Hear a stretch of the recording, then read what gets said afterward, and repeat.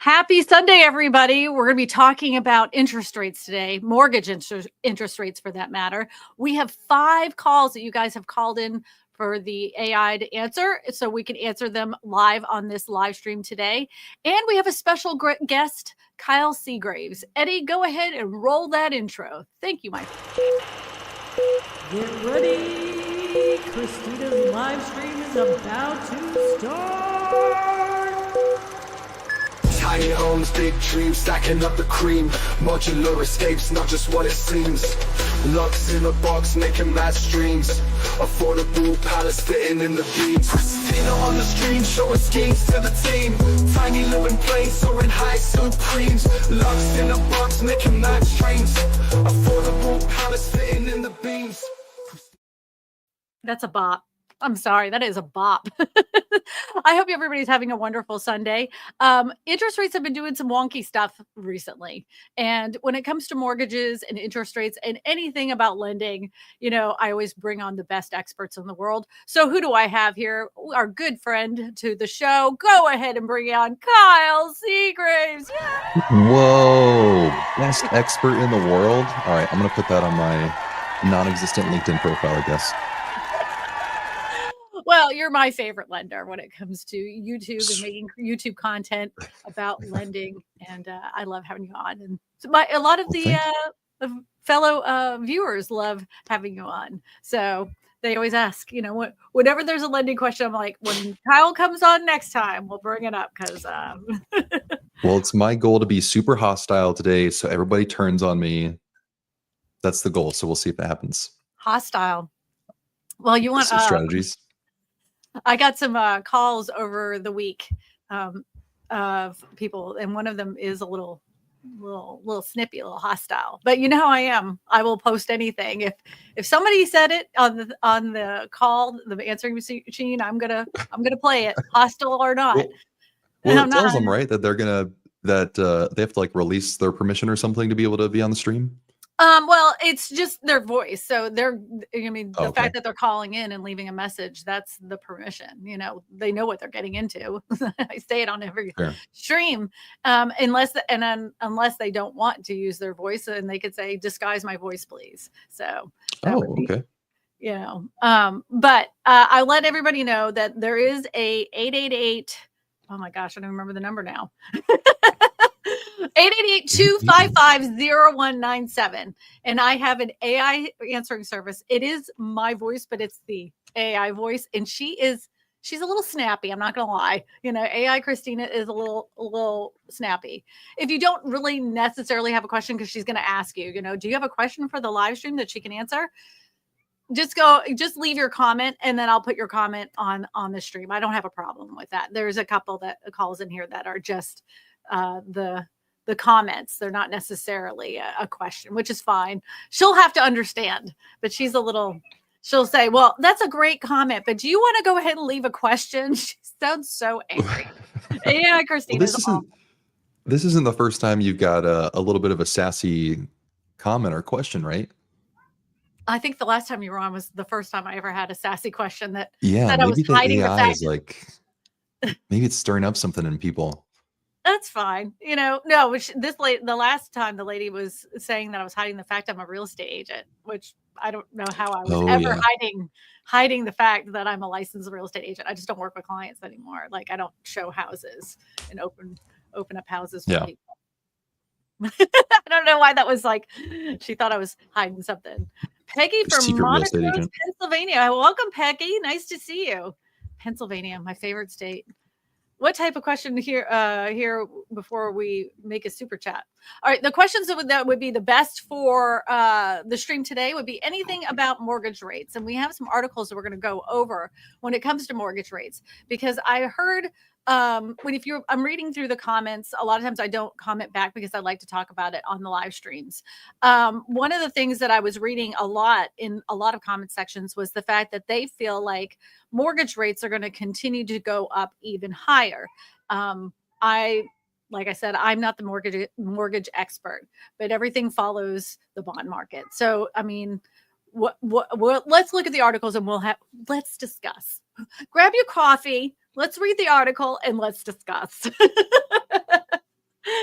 I'll have my tiny coffee mug, and you can bring your big one, and I'll fake sip on this. Yeah, Eddie's going to go ahead and pull up the first article. Here we go. All right, mortgage. Oh, Eddie, can you get that little banner off there? Because I can't see the headline. Thank you, sir. He's such a good boy. Thank you. Mortgage rates may be stabilizing after election. Here's what to expect in early 2025. The 30-year fixed rate mortgage in the United States slightly dipped from 6.78 for the week ending November 14th and barely changed to 6.79. Big dip. Big dip a week prior, according to Freddie Mac data via the Federal Reserve. That stabilizing may be a good sign for the housing market. All right, let's go down to the article. Let's go down. Mortgage rates have steadied. That may be a good sign for the market. 30-year fixed rate mortgage, we already talked about that. Even though it is higher than it has been in over the course of several weeks, it's probably good for home buyers, said Jessica Lutz, Deputy Chief Economist and Vice President of Research for the National Association of Realtors. I'm going to say Realtors, because if I say it incorrectly, boy, I get a tongue lashing. So the 30-year fixed rate mortgage is, this is at 2023. It was at 7.79. So it's almost nearly a whole percentage point down from a year ago at this time. Well, rates are moving around a lot. It makes a lot of uncertainty. Mortgage rates declined in this fall in anticipation of the first interest rate cut since March of 2020. But then borrowing costs jumped again this month as the bond market reacted to Donald Trump's election win. Is that really, does the bond market really react to an election of a certain political party? Wouldn't it have reacted if Kamala had won as well? Yeah. So a lot of people are thinking that it's just like one party's decision, or that like one party came in so that they think like, oh, this is what everybody wanted. What really is happening with the markets, it's more about certainty. And so it was more of the uncertainty around the transition. I think you're seeing that kind of bigger spike in things. So really the market's just like, they hate fluctuation. And so having some stability of like, okay, a president's pretty largely decided. And that was like earlier rather than later. And it's pretty clear that there's not like a, what's the word I'm looking for? It's not like close. Like there's a lot of certainty, I think, with the transition. So I think that's why the markets reacted more so than anything else, was that there's like certainty around the transition of what the new administration is going to be, rather than, oh, one party got in. Like you're saying, I think, yeah, if Kamala was voted in, we would see a similar reaction to the market. It wasn't, I don't think we would see like the market tank if, Kamala got voted in. One or the other. Yeah. Yeah. It says, well, the president-elect has talked about bringing mortgage rates down. Presidents don't control borrowing costs for homes, experts say. So how would he be able to bring down mortgage rates? He couldn't, right? That wouldn't be a thing, right?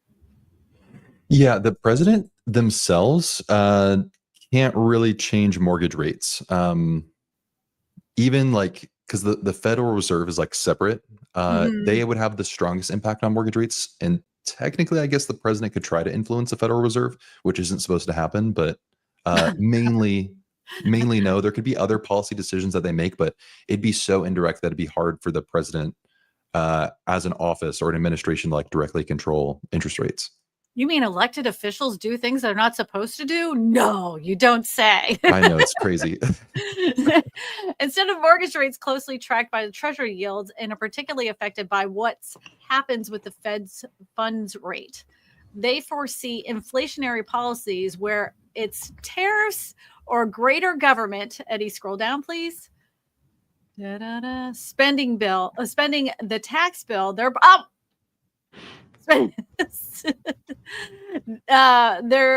spending the tax bill. They're pricing in more of inflation, said James Tobin, president of the CEO of National Association of Home Builders. As the bond market reacts, mortgage rates are going to react too. This is 100% true. Less volatility could be a good sign, said chief economist for Redfin online and real estate brokerage. High volatility by itself actually pushes mortgage rates even higher than the Treasury yields. More stable rates also means that home buyers don't have to worry that their home search what their budget allows for changing. Trump's team did not respond for requests for comment. So here's the thing. Don't expect huge things. Election uncertainty contributed to an upward swing in mortgage rates during October. Then rates went up even more last week as the stock market and yields reacted to the election results. The 10-year Treasury jumped 15 basis points on November 6th, closed trade at 4.3%, hitting the highest level since July, as investors bet that Trump presidencies will increase economic growth along with fiscal spending. That yield on the 2-year Treasury was up 0.073 basis points to 4.276 that day, reaching its highest level since July of 31st. But now that we have a president-elect, mortgage rates are expected to scroll down, Eddie, please. Eddie, can you scroll down, please? I don't know what happened. Oh, are expected to gradually come down over time. For monetary policy standpoint, future rate cuts are up in the air. Federal Reserve Chairman Jerome Powell said Thursday that strong U.S. economic growth will allow policymakers to take their time in deciding how far and how fast to lower rates. If the Fed continues to ease federal funds rate, it could provide an indirect downward pressure on mortgage rates, according to the National Association of Home Builders chief economist Robert Dietz. Is that true? Which part of it? So that part where he said that if Eddie, can you scroll back up where I want to quote him. It says, however, improved growth expectations will lead to higher rates. If the Fed continues to ease federal funds rate, it could provide an indirect downward pressure on mortgage rates, according to the National Association of Home Builders. Yeah. So basically, any growth, you can also kind of look at as inflation. So anytime the economy is like kind of growing, basically that's applying pressure to mortgage bonds because those investors expect to be paid more. And so that would increase rates. So anytime we see like inflation increase or the economy do well, like I have like Fed Chair Powell's quote here. It says, the economy is doing remarkably good. So we're not sending any signals that we need to hurry to lower rates. So yeah, if the inverse were true, if the economy starts to do even better, now you're going to have money that's competing against bonds, which is then going to increase mortgage rates. So the better the economy does, unfortunately, the worse mortgage rates do. Now that can change, obviously, depending on like different policy factors, like if the Federal Reserve decides like purchase mortgage-backed securities, but all things being the same, the better the economy does. With employment, with inflation, or not inflation, I guess, more job growth, then you're going to see rates potentially go higher, or at least pressure on rates going higher. I've been saying for the last 10 years, the jobs numbers were never right. And I don't think they're right now, but whatever. I'm not the one that calculates it. But anyways, it says, there's a question here. It says, if rates fall, wouldn't inflation become an issue again? Well, inflation on housing, it could because of lack of supply. Yeah, I mean, they would be kind of two separate things because rates falling, I guess it depends also what we mean by which rates. Are we talking about mortgage rates or the Federal Reserve funds rate? So if like mortgage rates drop, it wouldn't really directly have an impact on inflation. I guess technically, if a ton more people purchase homes and drive prices upwards, then yeah, that's considered in inflationary data. But not directly, I guess. Right. But if mortgage rates come down and you have all these people on the fence trying to buy a house and the supply is tight, that's all that does is increase the price of the houses. We saw that. We saw that happen during the pandemic. So experts say that mortgage rates might be heading into a bumpy and volatile path over the next year. That was what maybe inspired me. That quote right there is what inspired me to do this. Do you think it's headed to a bumpy and volatile path? Oh, I feel like we're already there. I Yeah. feel like it's already bumpy and volatile. And yeah, it seems like things aren't going to be, it's not like it's going to be smooth sailing, I think, for probably the next year at least, for things to calm down a little bit. It says, I don't think there's going to be a huge swing down into the 5% range. Our expectation is that rates are going to be in the sixes range and as we move into 2025. I on our survey there's a question that I put out there, and it was basically asking, what do you think rates are going to do? Do you think they're going to go up? Do you think they're going to go down? Or do you think they'll stay in the sixes or the sevens range? I'm with them. I think it's just going to stay in the sixes and sevens range. I don't think we're going to see fives for a very long time. That's, Yeah, I don't think so either. that's my crystal ball. Ooh. Ooh. Yeah. Yeah. So how buyers and sellers and homeowners can benefit. Rates that are trending lower can present an opportunity for buyers who have been house hunting for a while, especially with the winter season kicking in. Competition tends to be low and slow in the winter months, in part because home buyers with children are in the middle of the school year and are reluctant to move. Our expectation is that rates are going to be in the 6 range as we move into 2025. Does that sound right to you? Yeah, my best guess. I mean, here's this is my crystal ball here. This is the best guess I have, looking into the future. So that's what it seems like. I think the hard part is, and maybe that article. That was your crystal ball prediction sound. And I was like, what in the world's going on? Don't worry about it. It's just Eddie's doing a little mystical sound. I think that article even mentioned it, how, like 2-ish months ago, we were kind of expecting things to go downwards and maybe see like 5.5%, maybe into the next half of, maybe the next 6 to 8 months. And it just doesn't look like that based on the economic data we're seeing. And especially the Federal Reserve commenting recently about how, the Powell saying the economy's doing great. So if the economy's still doing good with the Fed funds rate as high as it is right now, then they're not going to expect to cut the Fed funds rate. And that's just not good info for like long-term investors, which would be people who hold bonds, which are affecting the mortgage interest rates for home buyers. I always am very leery of jobs numbers, right? So I just want to ask the chat, right? How many people have heard people either have a hard time finding a job or they've heard a bunch of layoffs? Like I've heard a lot of layoffs here in my area. I've heard lots of companies having layoffs. And I've heard lots of people saying it's been really difficult for them to find a job after they were laid off. And it hasn't like some people are like, I've like put out like 40 resumes a day, trying every week, trying to get a job. I'm overqualified for a lot of these and I'm having a hard time. Monthly number of unemployed persons in the United States in October of 2022 to 2024.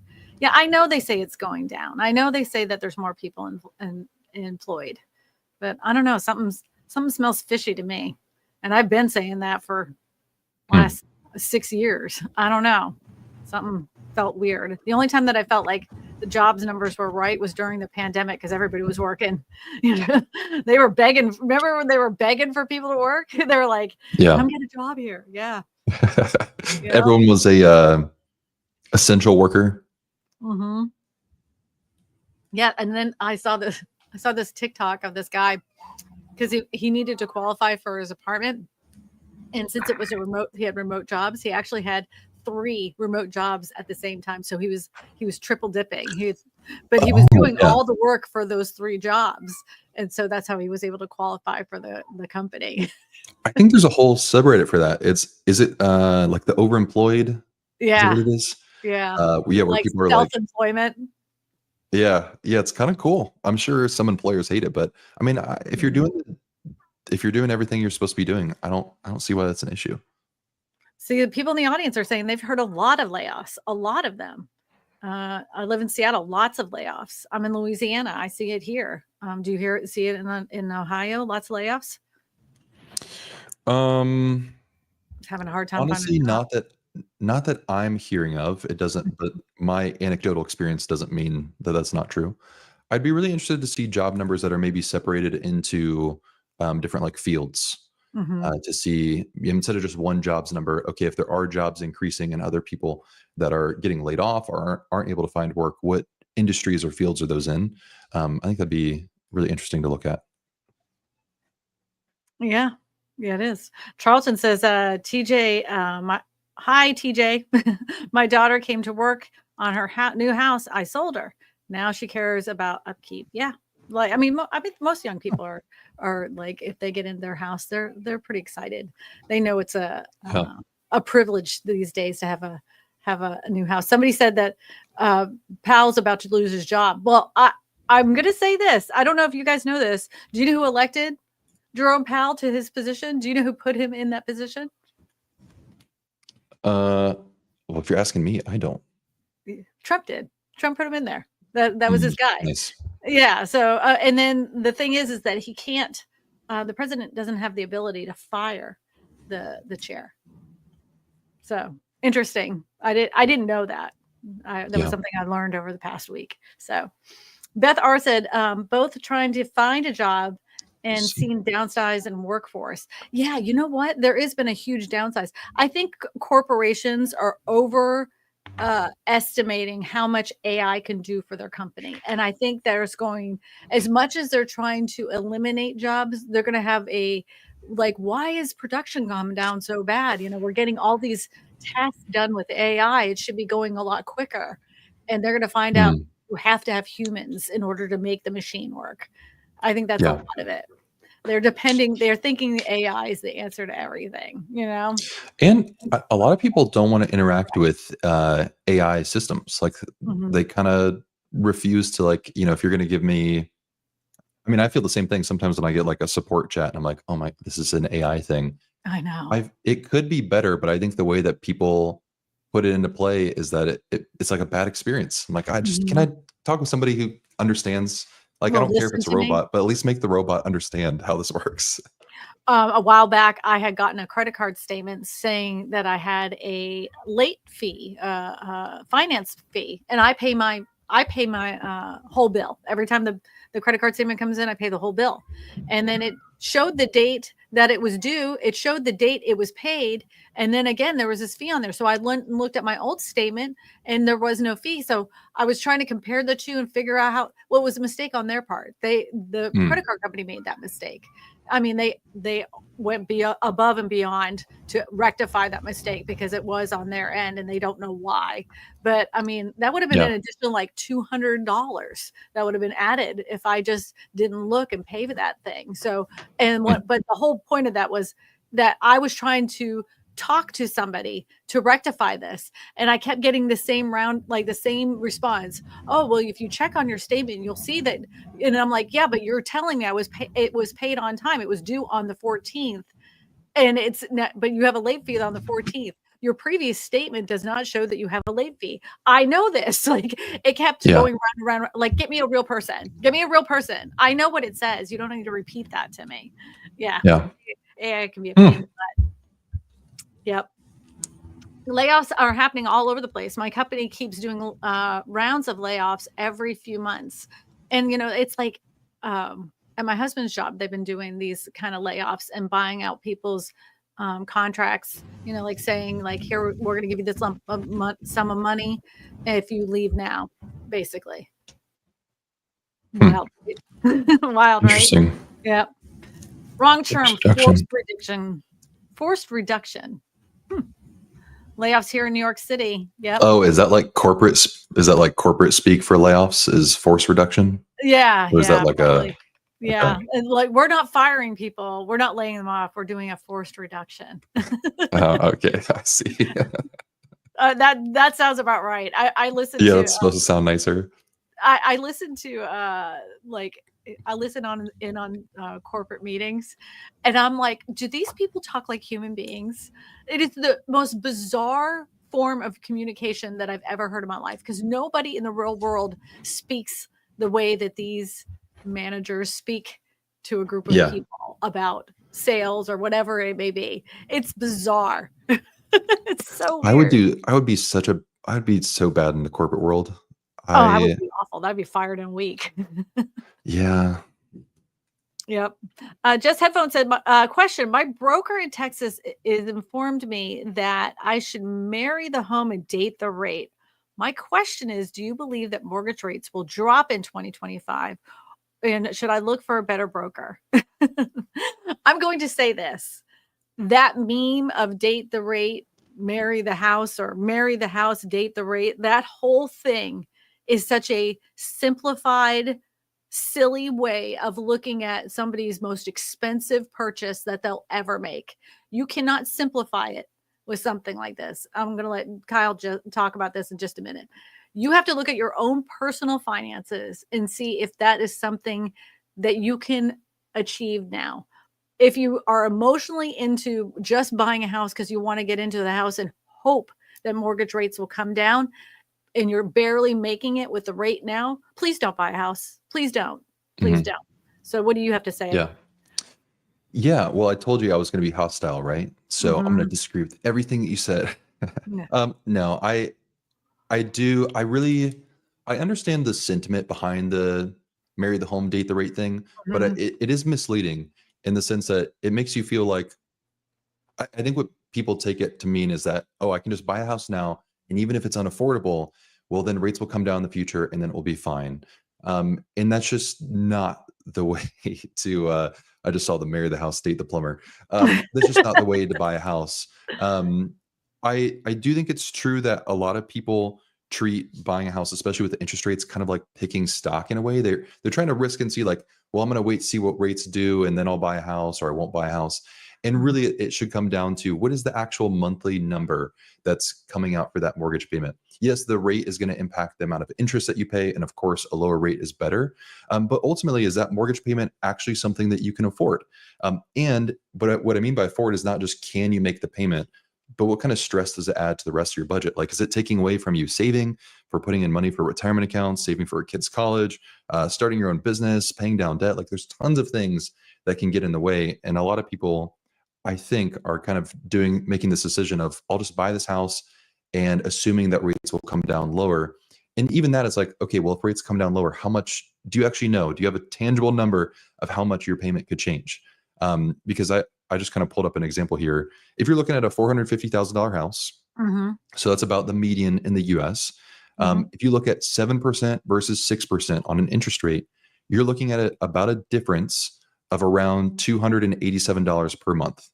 So for those people, so for those people, $287 per month, but that's on a mortgage payment with taxes and insurance that's probably going to be around $3,800, So I think when people are looking at interest rate changes, sometimes we feel like, I want to wait to get to that 6%, or I need rates to come to this number. But it doesn't always change your payment, I think, as much as you may expect. So I think there's a lot of things to consider in there, but yeah, definitely looking at what's the actual monthly payment and how is it impacting the rest of your financial health, not just buying this house and it feels really tight now. Because it feels really tight now, it's likely not going to get better. It's not going to feel better, especially because taxes are going to continue to increase. Homeowners insurance is going to continue to increase as well. And your mortgage payment's going to continue to go up. For most people, it's going to go up after you buy your home because property taxes and homeowners insurance increases. I wouldn't count on rates to drop to make it easier for you to be able to afford your home. I've been standing correct. Thank you, Douglas Law. I've stand corrected. Obama first appointed Powell, and then Trump reappointed him. Thank you for the clarification. I was incorrect. Jerome Powell took office as chairman of the Board of Governors of the Federal Reserve in February 2018. He was sworn in on 2022 for his second term. Powell was born in Washington, D.C., with a bachelor's degree from Princeton University in 1975 and earned a law degree from Georgetown University in 1979. Powell served as a secretary under the Undersecretary of the Treasury under George W. Bush. How about that? George W. There he was responsible for the policy of financial financial institutions, the Treasury debt market, and related areas. Before joining the administration, he worked as a lawyer and investment banker in New York City. All right. So who is, are you saying that George W. appointed him? Or was he was already in there? He was undersecretary first. So he was in February of 2018. That's when he was sworn in as head of the Federal Reserve. Thank you, Eddie. It's in 2018. Oh, I see. I did also want to mention on the whole date the rate things. Someone brought up a good point that I forgot about, and I forget where it is. LETH mentioned like, okay, yeah, don't forget about refinance costs. Yeah, there are costs to refinance, which is usually going to be a couple $1,000s to refinance. But then also you have to have the ability to refinance too. Like, what if you lose your job? If you lose your job and your income changes significantly, well, you might not be able to refinance. Or if you don't have enough equity in your home, maybe you did like a really low down payment, and let's say rates drop in the next 2 years, maybe there's not enough equity to refinance. So then you have to pay more money that maybe you don't have to refinance. So there's not always this future guarantee with the marry the house, date the rate. I think it implies that at any time you can refinance and you'll be fine. You'll be you fine. Still have to be able to qualify for the refinance. And that's just not something, it's not a smart decision to bank on what ifs in the future for your current financial situation. I hated when that came about, when it was a thing. Everybody was talking about it. They must have like said it 1,000 times. Who started that? I don't know. It was all over. I mean, on every social media site, all of them, they all said it. All real estate agents, loan originators. I mean, everybody was saying this. And it's a cautionary tale, because some people that did go ahead and do this, their rate is about to reset, because it was on an arm, right? And so now they're in a situation that their homeowners insurance has gone up since they originally got their house. Their taxes have gone up, and now they have to, they're in the position where they should be refinancing. So they're like, I don't know what to do. We're just going to go ahead and sell, They're in a weird situation. So just be very careful. All these things are tools. If they're not used correctly, they can get you in trouble. They're not. And your financial decisions shouldn't come down to like a little saying, a cute little saying. Yeah, a meme that you saw on Facebook. I know, but like some people, I've heard real estate agents use that to pressure people. Like, don't worry about it. It'll be fine. The costs will, continue to go up. You can just date the rate, marry the house. Your rates can go down in a couple of years. They're not going to stay this high. You'll be fine. How are you saying, like, how can you guarantee that? Like, why would you say that? That doesn't even make any sense to me. But people had no problem letting that just roll right off the tongue. I'm like, do you guys never saw the last financial crash? This is a very, very, very bad thing to say. I hated it. Mentally ill child says, question, here in Buffalo, New York, no jobs and huge layoffs. Yeah, like I'm seeing layoffs, and the jobs numbers aren't reflecting that. I don't know. Like, are they adding more jobs to low paying things? I don't know. Oh, we have a mortgage question that came in on the phone. Eddie, if you could pull up call one, that will be great. I'd appreciate it. This is one straight for you, Kyle. All right, they're coming for me. Patricia Mosman, Blairsville, Georgia.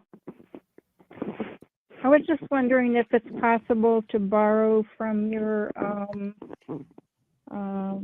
401k or IRA, the ARBA. Can you borrow from that, or against yourself pretty much, and then pay it back? Is that possible to do? Because I saw somebody on YouTube saying that. So, I would just be paying myself back basically. Can you borrow against your 401k or any kind of retirement savings in order to buy a house? Yes, you can borrow against your 401k to buy a house. You could either liquidate it or borrow from it. You do, though, basically your lender is going to look for the terms of withdrawal, because sometimes some 401ks will say either that you can't withdraw that money to purchase a home, or there's a lot of stipulations around 401k sometimes, or that sometimes you can't borrow that money. What a lot of people will do if they have a 401k and they don't have funds to be able to purchase, they'll borrow against the 401k. The nice thing about that is, even though you will still want to pay back, right? It's going to be a loan paying back to yourself in your retirement account. That number, the monthly payment on that, doesn't get reflected in your debt to income ratio. So it doesn't count against you when you're qualifying for a home. So that piece is really nice. I don't think you can borrow against an IRA. I don't think that's a thing that you can do. But a 401k, yes. And a lot of 401ks do have a little carve out that's like, you can't withdraw unless you're looking to do a major purchase like a home. Right. So check those withdrawal documents. And then I would choose to go with the loan side for the 401k rather than a straight withdrawal. Just keep in mind that until you pay that back, it's going to be difficult for that account to grow. So don't neglect your future retirement savings just to be able to purchase a house right now. I'll also tell you this: you have to let your tax guy know that you borrowed against your 401k when you're buying a house. Just so you know, like that. People didn't know that. During the pandemic, I had a girl that cashed out her. Now, I don't think she cashed out the whole thing, but she borrowed against her 401k to buy a house because the appraisal came in under, and she said, "I'm not selling it for less. You can forget it." And the buyer was like, "Well, I don't know what to do." And I'm like, "We can find you another house." And she's like, "I don't want to look anymore. I like this house." And I'm like, "Okay, if you want to overpay the appraised value, like, I'm just letting you know, I'm cautioning you. This is not something I would recommend." She did it. I mean, she was right. The house ended up growing in the amount that she ended up buying it for. So she ended up being fine. But that, to me, I guess I'm more cautionary. If it doesn't appraise for that amount, there's no way I'm buying it. Like, there's going to be another house out there for me. That's how I always look at it. But she was emotionally attached to the house, and it worked out great for her. But I'm always a little leery because most people don't pay that stuff back. They're like, "Oh, I got it, but I'll pay it back later." And then they're like, they don't do it. Yeah, that is the big fear of like, okay, you do have to pay it back. You should pay it back. Unless you have other retirement plans that doesn't include the 401k. Yeah, please pay it back. Yep. If there were some questions in the chat, if you could throw those up on the screen, Eddie, that I would really appreciate it. Because then I want to get into my very angry call. We have a very angry. I shouldn't say very angry. I shouldn't say that. It's me.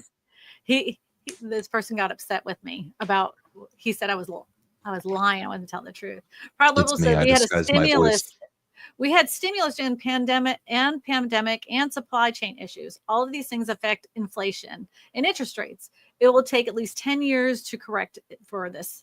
Yes, that is true. And the other thing is that as much as we love to complain about our economy, and rightfully so, we're the only country right now that's still we're progressing. It's getting better as time has gone on. As much as it feels terrible, we're doing a lot better than a lot of other countries, a lot better. So all those pressures that have been put on us is putting the United States economy in a better position. So United States comedy also works. Yeah. Well, it's always, I refuse to watch, I'm sure it's other people here too. I refuse to watch national news now because it's like, first of all, the news that comes on the screen, I was like, I learned that 2 days ago. Thanks for showing up. I knew about that 2 days ago. Then this is your breaking news. Thanks. And then secondly of all, sometimes they'll say something. I'm like, holy cow, who wrote that? And then I'm like, that's a simple Google search that took 10 seconds. You guys are wrong, and they're reporting it. I don't know. It just doesn't feel, the national news feels icky now. I just can't stand the news voice. The voice that people do on the news, I hate it. I can't stand it. I'm gonna Hello, start talking Kyle. like that. We're sitting in front of the house right here in Louisiana. I want to show you right behind me. This house has been on fire for over 45 minutes. These people had a 30-year fixed rate mortgage. Yeah, that voice. Yeah, it's brutal. That's awful. All right, let's hear the next call. Everybody wants to hear the call where this is about tariffs. I'm just going to let you know right now. I did a live stream about tariffs, and we got a couple calls about that, but this was the one that came in right after the stream had aired. Eddie, if you could put that on the screen, I'd greatly appreciate it. Yes, I've been a real estate agent for 26 years in Los Angeles, California, and I'm curious why you think tariffs affected the price of wood, since that's not true. Thanks for sharing your experience. Tariffs can sometimes impact the costs of imported goods, including wood. But they didn't, because there weren't tariffs when former President Trump was in office. Tariffs, the inflation began under the Biden administration, and the wood cost went up drastically. So that's not true what you're saying. It's a complete fallacy. I appreciate your perspective on this. The cost of wood can be influenced by various factors. Not a including perspective, supply it's a chain. fact. Got it. Thanks for clarifying. If you have any other real estate questions or insights Okay. to share, feel free to let. All right. So, oh, wait, you know what? There was more to that call. Let's finish it up. I'm sorry. There was more to that call. AI, Kyle. I know my AI, Kristina. Eddie, if you could put that. Yeah, I the rest would of that love call to up. debate you on air. Yeah. He wants to I debate me on air. appreciate your enthusiasm. While I can't debate on air, you're welcome to join Kristina's live stream on Sundays at 3:30 p.m. Central. You can share your Nice. insights and questions. Okay, so that was it. That nice. Okay, so here's the thing. First, I do not debate people. I'm one of these people when you are, like, that's not true, blah, blah, blah, blah. And even when you're showing facts and you're screaming at somebody, I tend to shut down and just let you talk whatever you're going to say. This is not a debate channel. It's about real estate, right? Secondly of all, you're wrong about the tariffs. I hate to tell you that. That is not a fallacy. I looked it up. I knew I was right. And look, what do you know? Canadian lumber tariffs cut off more than half. This is from the National Association of Home Builders.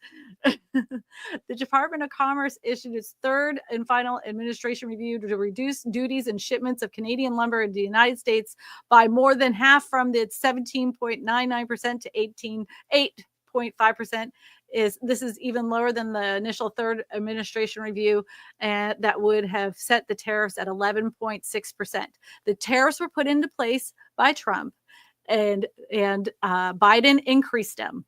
I do not argue. I will not argue with who your favorite president is. I don't give two flying poops, but I will talk policy until I am blue in the face.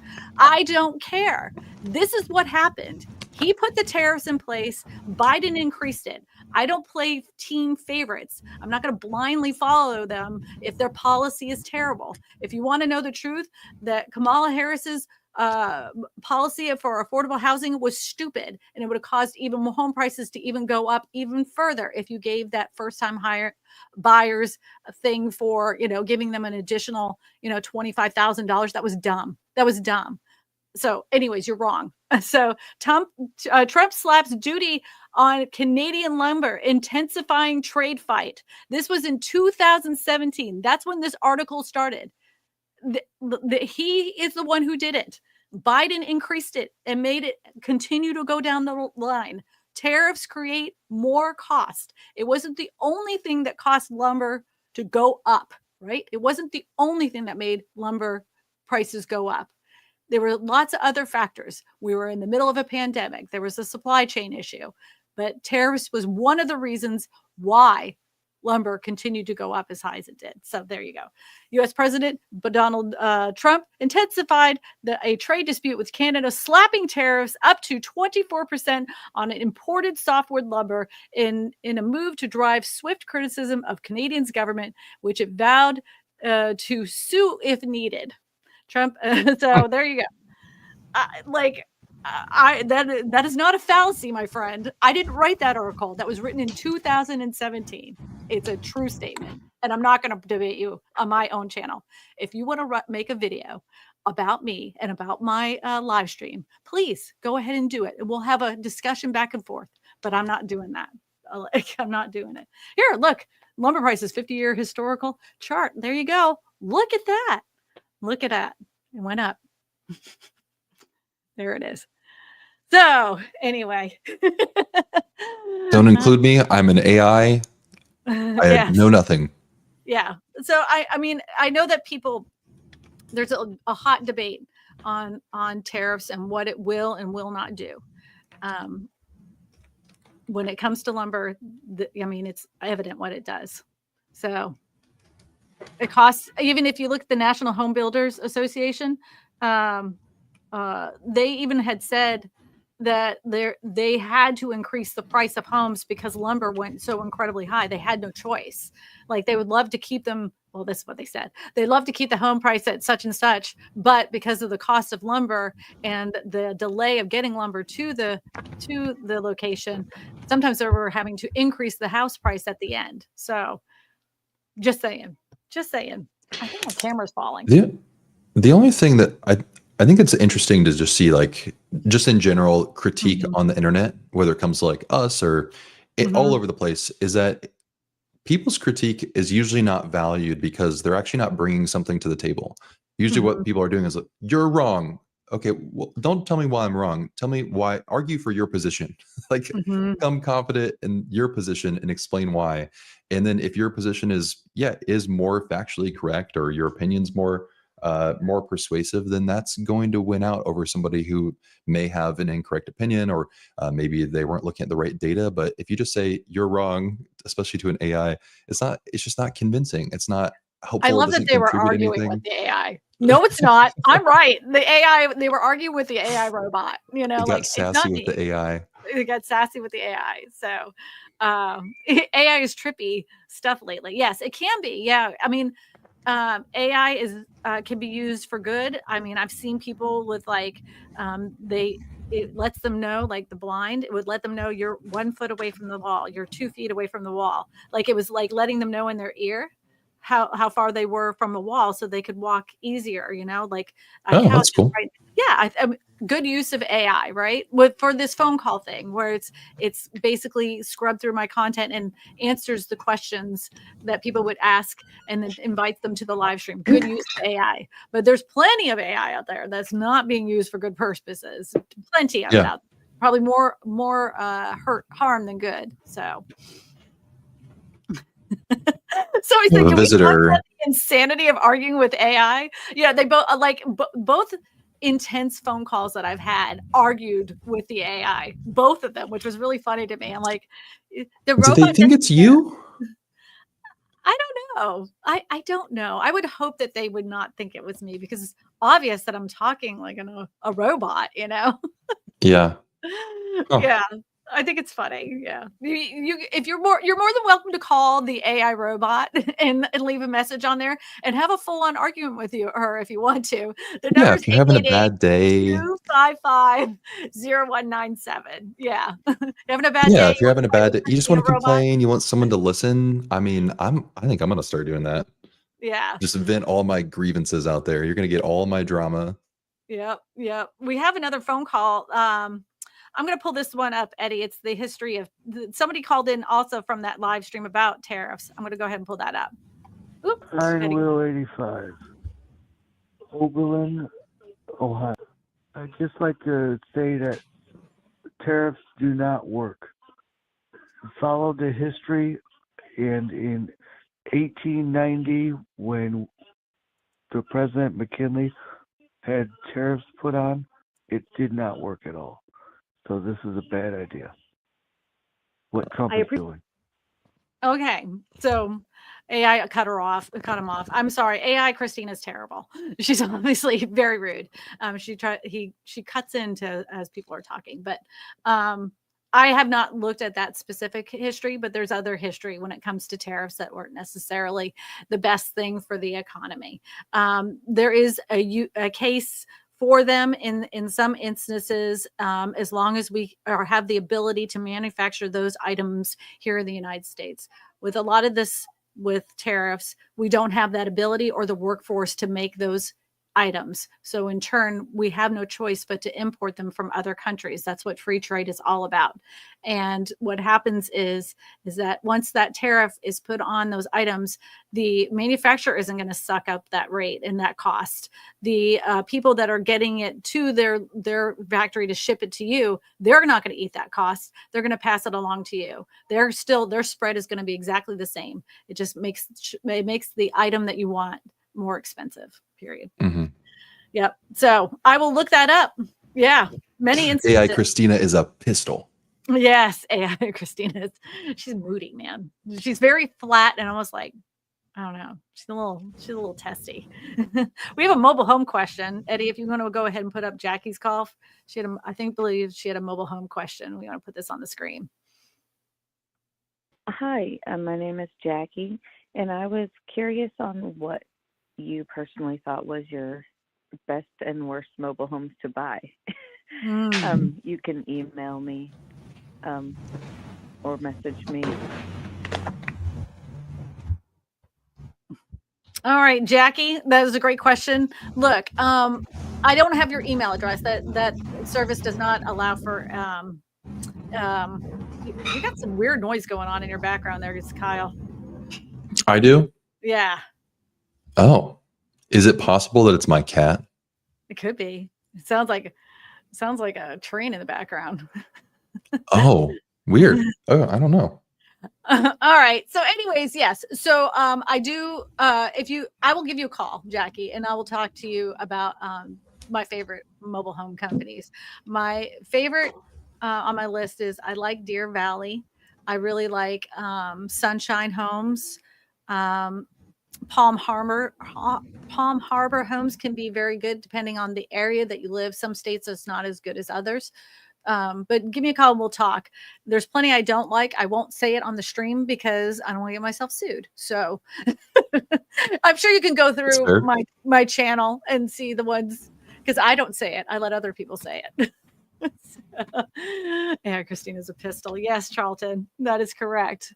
Yep. And we have one more call. This one's about tiny homes, not Miss Beasley glasses. AI is so awesome. I use it every day at my job, and it saves me hours and hours of work and better output overall. It can be very, very helpful. There's many times that I've found it to be really helpful. What I did recently was I did a video about places to move to if you wanted to move out of the United States.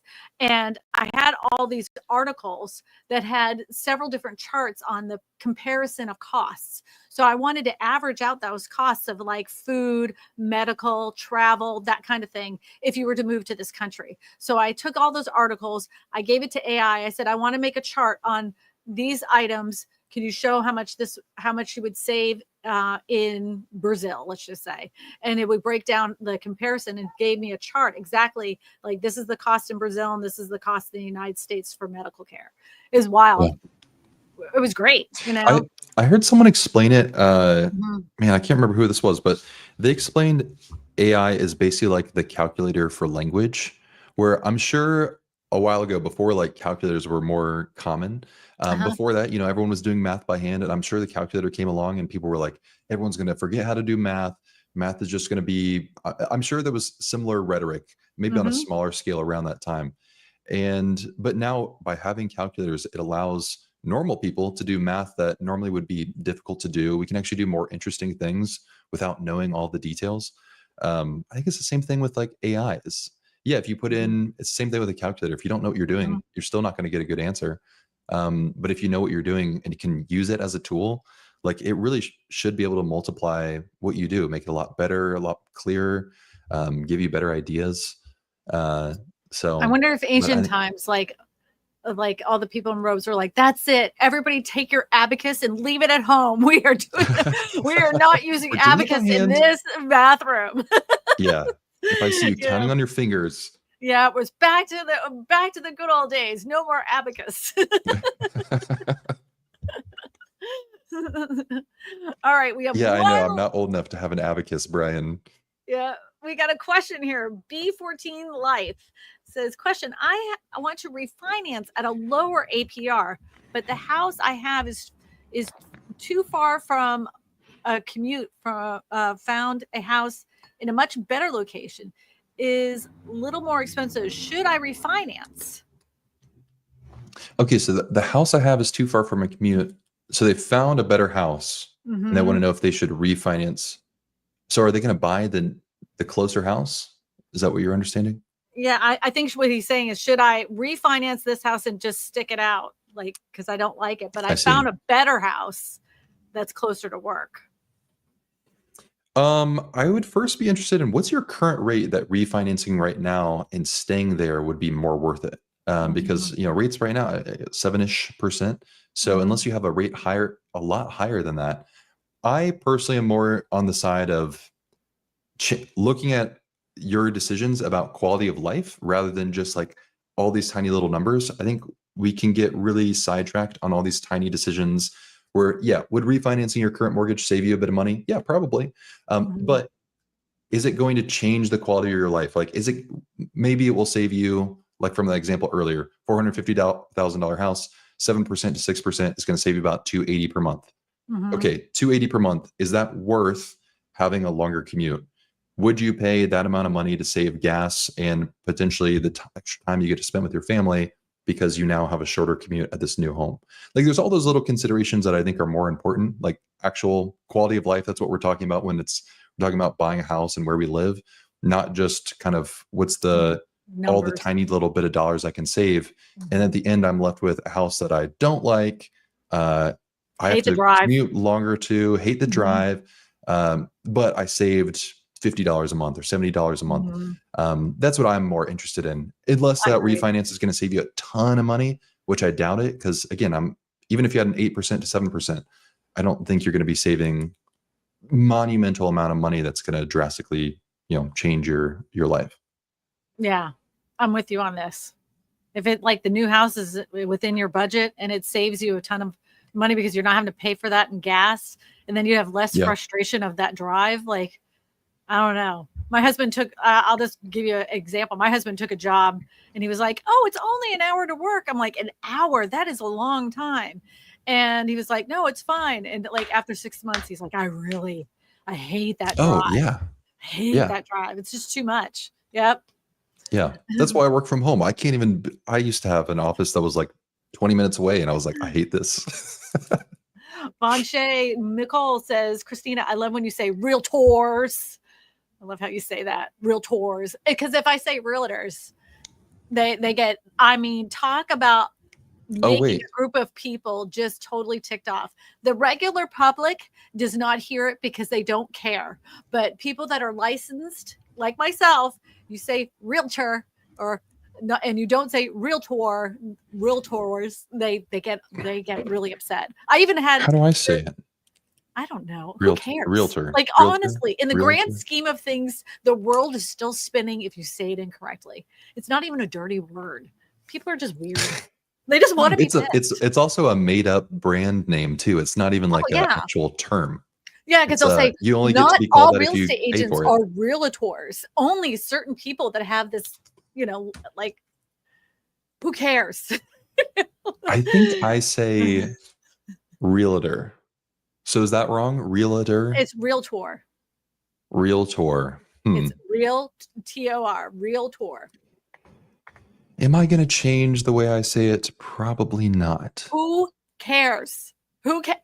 Honest to God, the people that care are the ones that have nothing better than to be pissed off. That's I'll leave it at that. The real question here is, are you Go ahead. Oh wait, are you a realtor? Do you pay into the Yeah, I am. In order to be a member of the Realtors? MLS, I need to be a realtor. So I am a realtor. Proud Liberal 24 has a question. So Kristina, what is your prediction for the housing market in 2025? More of the same, low inventory, high prices? All right. He's got his crystal ball. Mine too. Okay. I still say we're not going to have enough affordable homes on the market to satisfy the demand. I think luxury housing is going to be a little less expensive.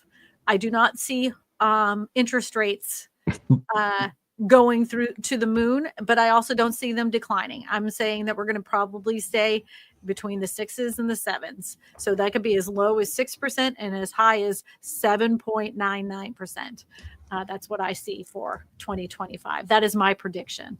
Who knows if I'm going to be right or not, but it's always great to take these shows and cut them up later on and then put them together and see how correct I was. I used to do a prediction show at the end of the year. I probably should do it again, where I got a bunch of realtors on the stream and asked them their prediction. And the year that this was so funny. Everybody was saying, I don't think interest rates are going to go above 3%.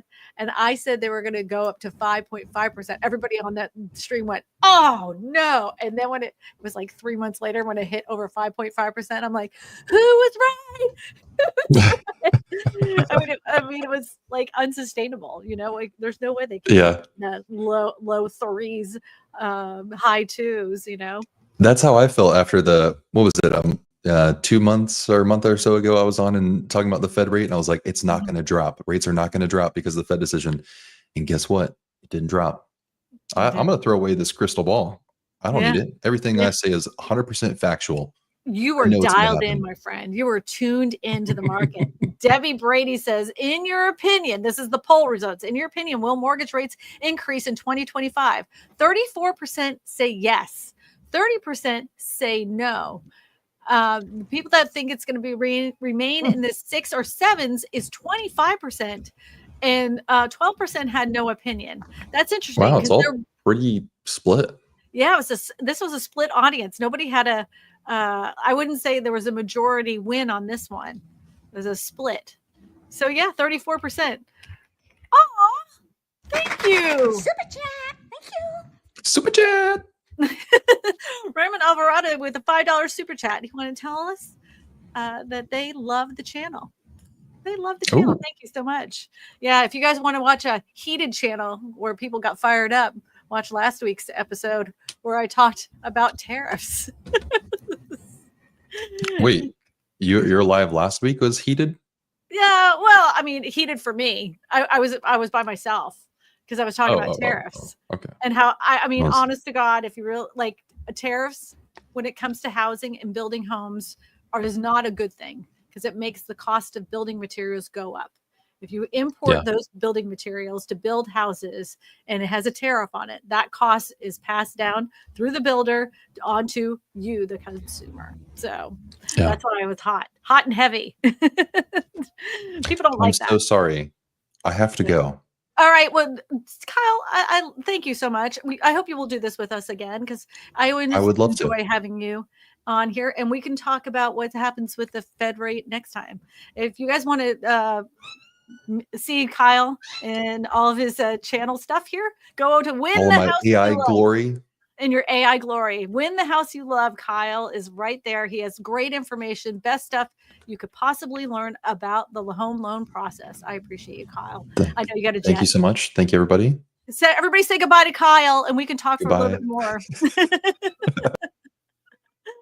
All right, that was great. We do have one more call that came in. It's Veronica. She had a tiny home comment. So Eddie, if you could put that up on the screen, that'd be great. I didn't want to miss her call. My name is Jackie. And I was you hit the wrong one. Okay. Nope, it's this one. I'm going to go ahead and add it to the stage. Veronica, Georgia. As a female home builder and registered nurse, I wanted to build a tiny home community and start a fund. What is the best way to start a fund for that to happen? Okay, so I would meet with somebody that you work with that does your taxes that can set up a fund account for you first and find out from an attorney in your area how you can do that and do it legally within the state of Georgia. You can always do crowdfunding sources. What is I can't even think of the name of the one right now.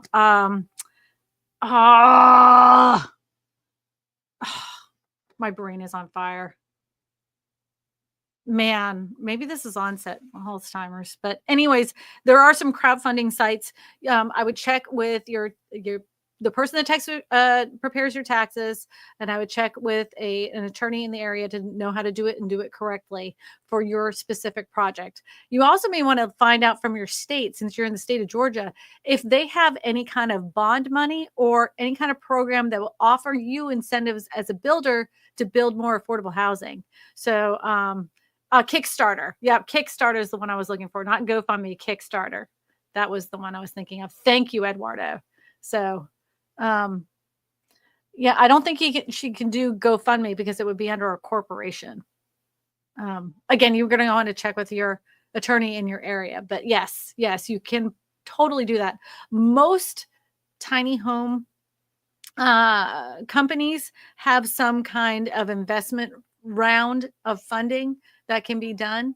I'm not too familiar on how that works and how they do that.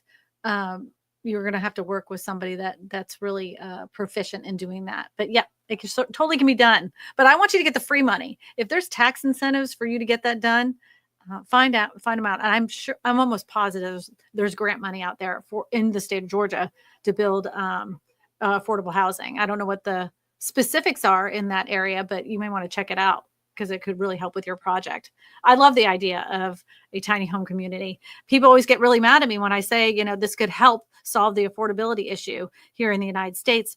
But when I say that, I'm not saying this is the only solution to the affordability crisis. I'm saying it is a solution. And there's plenty of people out there that have no other choice but to live out of their car. And if you gave them the ability to buy a tiny house that they could have of their own, that they would have their own place to live in, this would make a lot of people very happy. I'm not saying it's the only solution. I think it's a piece of the puzzle. People will argue with that, but that's what I mean by that. Eddie got the money shot. What does that mean? What did Eddie do? Eddie's in the background though. Are we going to war with Iran? I have no idea. I've not turned on the news. Yeah, I have no idea. She should look into HUD's grant funding for builders. Thank you. Oh, and by the way, if you're in Georgia, go ahead and look at Clark the Realtor's channel. He's got a channel here on YouTube. He actually even does some live streams as well. He probably know everything you need to know about Georgia. There you go, Clark. Give you a little plug. All right, everybody. If there's anything that comes up in the real estate realm, we're going to be talking about it next week. If there's anything you would like to talk about, or you have any questions for the live stream, you can either put it as a comment in the comment section. But if you really want to get heated, you really want to leave some dust in the wind, go ahead and call the phone number. Call 888-255-0197. Leave a message for the evil AI Kristina.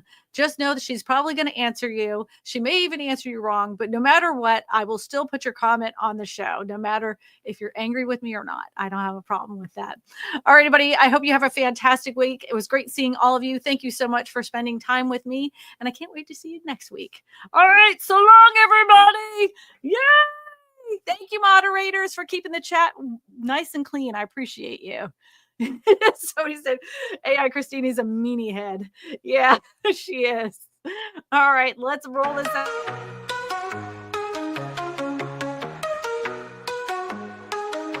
Kristina signing off. This stream's about to close. Tiny homes, big dreams, the wisdom she bestows. Real estate queen, always keeping us in toes. Hustle on 1,000, every vibe she shows. Goodbye, Kristina, see you next time. In a world full of chaos, you bring the prime. From modular homes to the mortgage climb. Catch you on the flip in the next run. Where mobile homes dimension goes, Kristina's wisdom breaking molds. Dropping knowledge like we dropping gold. Fuel is locked in, never getting old.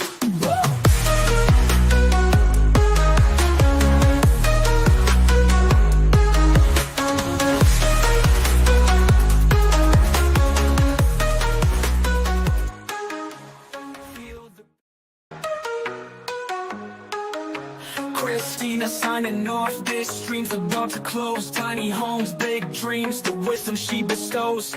Real estate queen, always keeping us in toes. Hustle on 1,000, every vibe she shows.